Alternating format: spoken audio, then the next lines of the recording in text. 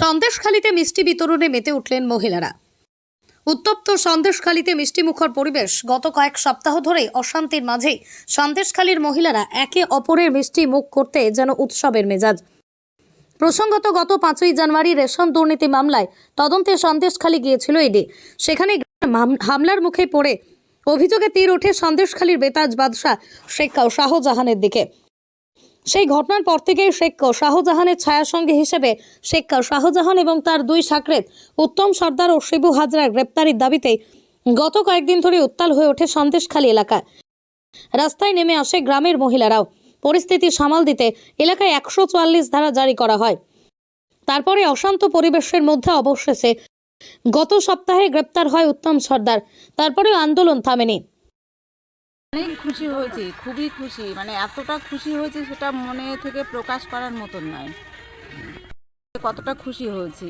আর শাহজাহান শেখ যেদিন ধরা পড়বে সেদিন আরও খুশি, মানে যেখানে সেখানে যত মানুষ আছি আমরা সব পিকনিক করব, খোলা মনে পিকনিক করব। কাল যখনই শুনেছি যে শিবু হাজরা গ্রেপ্তার হয়েছে, মনের মধ্যে একটা ছিল কিন্তু যে পুলিশ এই খুঁজে পাচ্ছে না, কিন্তু হঠাৎই তাকে গ্রেপ্তার করলো। আবার এই দুদিন পরে ছেড়ে দেবে না তো এই ভয়টা ছিল, কিন্তু তার ভিতরেও আনন্দ আছে, প্রচুর আনন্দ। শিবু হাজরার গ্রেপ্তারের দাবি জানায়।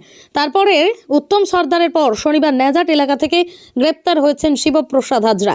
এই খবরে আনন্দে মেতে উঠলেন সন্দেশখালীর মহিলারা।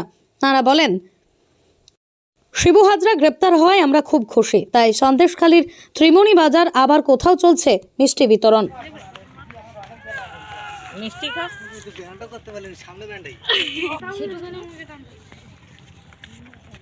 আমরা কাল রাত 9টা পর্যন্ত ত্রিমণি বাজারে গেছি, সেখানে মিষ্টি খেয়েছি, ফ্রিতে চা খেয়েছি, খেয়ে তারপর রাত 10টা-11টার দিকে বাড়িতে এসেছি।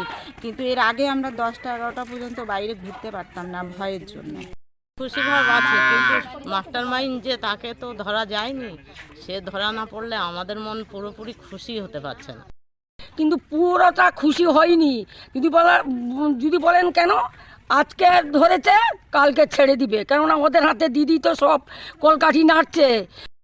জেলা পরিষদের সদস্য তৃণমূলের ব্লক সভাপতি শিবপ্রসাদ হাজরা গ্রেপ্তার হওয়ায় কিছুটা হলেও আতঙ্ক কাটল গ্রামে। কেউ বলছেন অনেকটা সাহস পেলাম, তবে আশঙ্কা এখনো শেষ শাহজাহান গ্রেপ্তার না হয়। উত্তর 24 পরগনা থেকে জুলফিকার মোল্লার রিপোর্ট, লোকাল 18 বাংলা। পঞ্চমী এদিকে